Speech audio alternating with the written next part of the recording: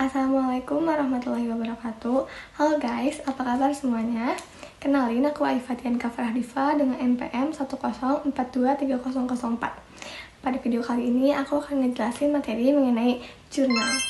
Buat kalian yang nggak tahu apa itu jurnal, jadi jurnal itu adalah transaksi keuangan yang direkam dalam formulir.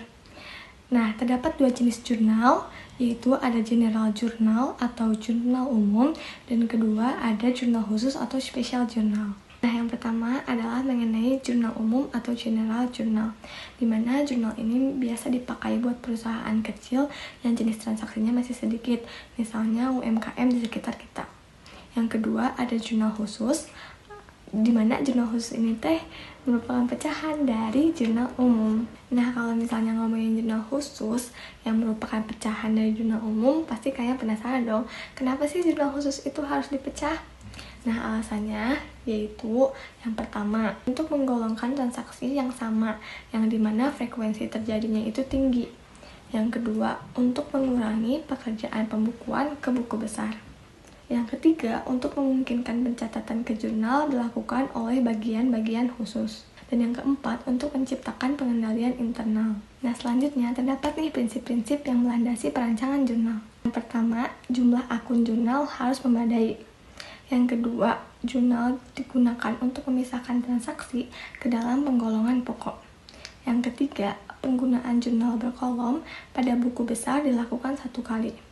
Yang keempat, nama kolom dalam jurnal harus sesuai dengan nama rekening dalam buku besar. Yang kelima, kolom kedua dalam jurnal digunakan untuk mengumpulkan angka yang akan diringkas ke dalam buku besar. Yang keenam, jurnal harus dirancang agar pekerjaan menyalin informasi dari dokumen sumber dibuat sangat minim. Dan yang ketujuh, harus ditetapkannya hubungan antara dokumen sumber tertentu dengan jurnal sehingga pertanggungjawaban kebenaran informasi dapat ditentukan. Lalu dalam perancangan jurnal terdapat 3 tahap yang harus kita lalui. Yang pertama yaitu studi terhadap karakteristik transaksi perusahaan. Maksudnya studi di sini adalah survei nih terhadap perusahaan untuk mengetahui apakah frekuensi transaksinya itu terjadi tinggi atau tidak. Lalu dilakukan pembuatan jurnal standar, dan yang ketiga perancangan jurnal. Nah teman-teman, terdapat juga nih jenis-jenis jurnal khusus, yaitu yang pertama ada jurnal penjualan, di mana jurnal ini mencatat penjualan secara kredit. Yang kedua ada jurnal pembelian, di mana dicatat pembelian secara kredit. Yang ketiga, jurnal penerimaan kas, yaitu penjualan secara tunai atau juga penerimaan piutang. Yang keempat ada jurnal pengeluaran kas, yaitu pembelian secara tunai.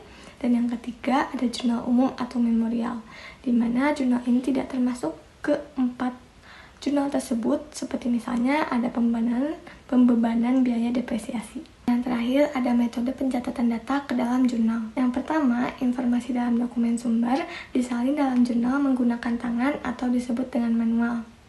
Yang kedua, informasi dalam dokumen sumber disalin dalam jurnal menggunakan mesin pembukuan. Ketiga, jurnal berupa arsip dokumen sumber yang disusun menurut waktu terjadinya. Dan yang terakhir, dokumen sumber dimasukkan ke dalam komputer.